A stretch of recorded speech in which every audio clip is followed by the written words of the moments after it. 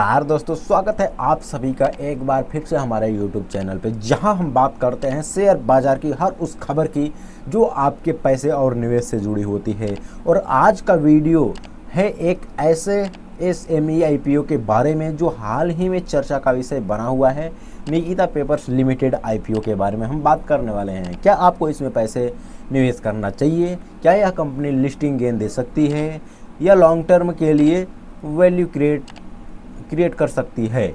पूरी जानकारी मिलेगी आपको इस वीडियो में, तो अंत तक जरूर जुड़े रहें।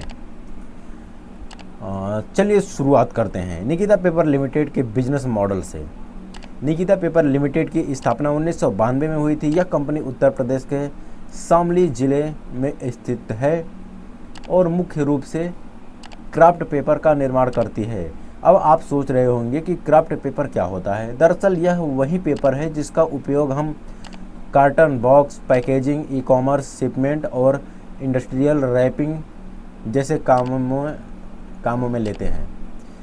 इस कंपनी की खासियत है ये 100% रिसाइकल्ड वेस्ट पेपर से अपना प्रोडक्शन करती है, यानी ये पर्यावरण के लिहाज से भी एक सस्टेनेबल ऑप्शन है। इसके प्रोडक्ट में शामिल हैं royal gold craft, MB craft, red craft, golden yellow craft और नेचुरल ब्राउन क्राफ्ट पेपर। इसका मैन्युफैक्चरिंग प्लांट उत्तर प्रदेश में है, जिसकी उत्पादन क्षमता है करीब 1,80,000 MTPA। इतना ही नहीं, कंपनी अपने प्रोडक्ट्स को 15 से ज़्यादा देशों में एक्सपोर्ट भी करती है, जैसे UAE, बांग्लादेश, अफ्रीका और south east Asia. Financial performance की बात करें तो फाइनेंशियल ट्रैक रिकॉर्ड पर जो किसी भी IPO में निवेश से पहले जानना सबसे ज़्यादा ज़रूरी होता है, इस पर बात करेंगे। फाइनेंशियल ईयर 2021 में रेवेन्यू था 325 करोड़, फाइनेंशियल ईयर 2022 में 370 करोड़ और फाइनेंशियल ईयर 2023 में 398 करोड़, यानी कि मिला जुला के बहुत ज़्यादा की बढ़ोतरी नहीं देखी गई है यार। फाइनेंशियल ईयर 2024 में अनुमानित है 340 से 345 करोड़, क्योंकि मार्जिन में सुधार हुआ है, लेकिन वैल्यू में थोड़ी गिरावट आई है। प्रॉफिट आफ्टर टैक्स यानी शुद्ध मुनाफे की बात करें तो कंपनी पिछले 2 सालों में लगातार मुनाफा कमा रही है। कंपनी की EBITDA मार्जिन फाइनेंशियल ईयर 2024 में लगभग 9 से 10% तक पहुंचने की संभावना है, जो पेपर इंडस्ट्री के हिसाब से काफ़ी संतोषजनक है। इसके अलावा कंपनी की CRISCIL रेटिंग है, CRISCIL BB स्टेबल और CRISIL A3। यह बताता है कि कंपनी की क्रेडिट वर्थीनेस औसत से ऊपर है। अब बात करते हैं निकिता पेपर के IPO के डिटेल, यानी कि वो बातें जो हर निवेशक को जाननी चाहिए। IPO ओपनिंग डेट 30 मई 2025, IPO क्लोजिंग डेट 3 जून 2025, लिस्टिंग डेट 10 जून 2025, issue size 67.54 crore, price band 95 रुपये से 104 रुपये प्रति शेयर, लॉट साइज 1200 शेयर का लॉट होने वाला है।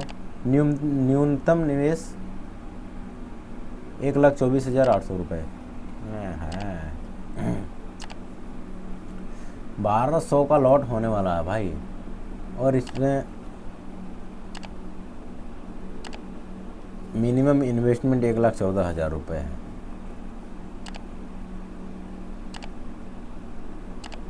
एक 1,14,000 दिख रहा है भाई, क्या बोलते हैं एप्लीकेशन में, लेकिन यहाँ डाटा में दिख रहा है 1,24,800 रुपये न्यूनतम निवेश।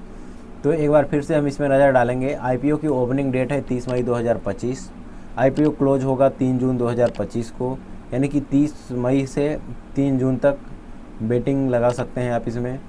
लिस्टिंग डेट 10 जून 2025 को ये लिस्ट होगा, संभावना है इसकी। इशू साइज 67.54 करोड़ का है।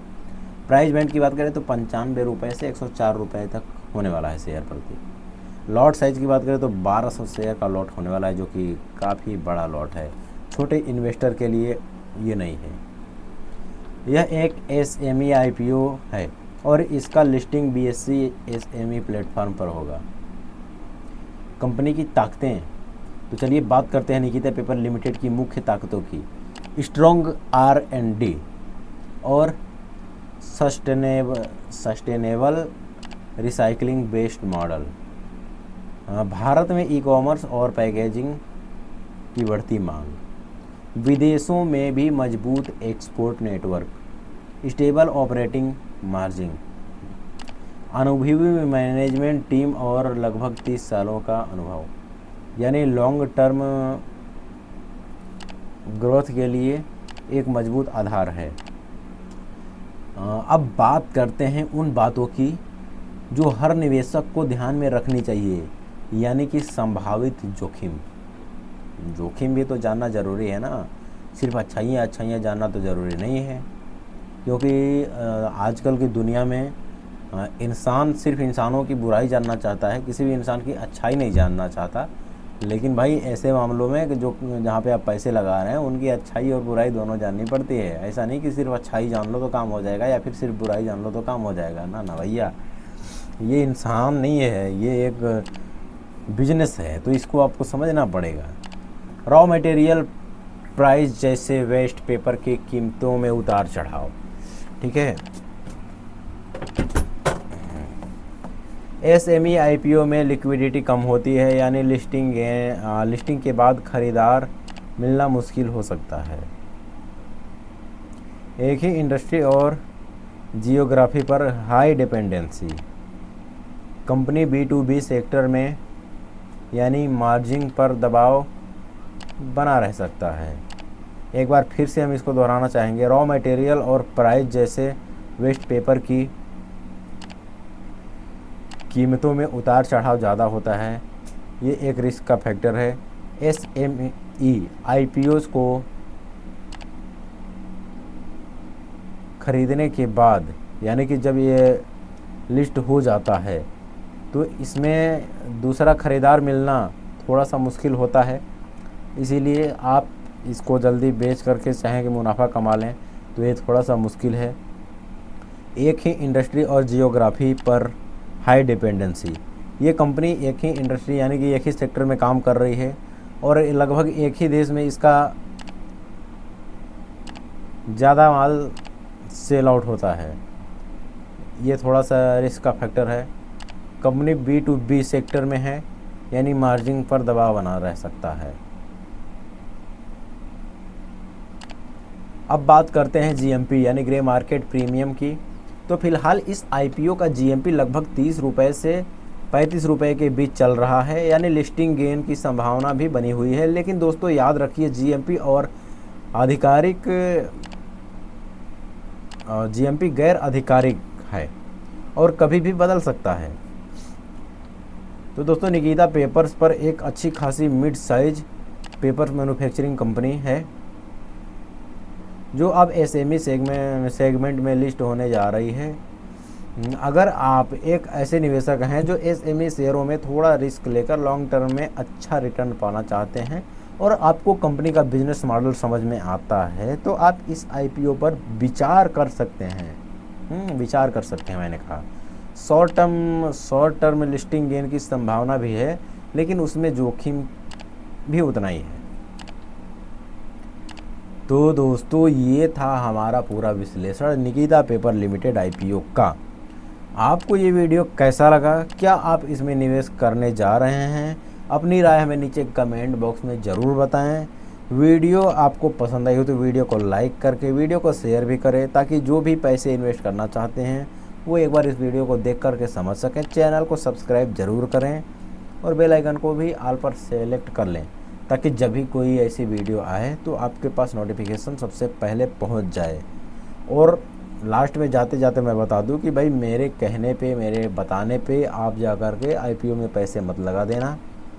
ये आप अच्छे से रिसर्च कर लेना, तभी आप पैसे लगाना।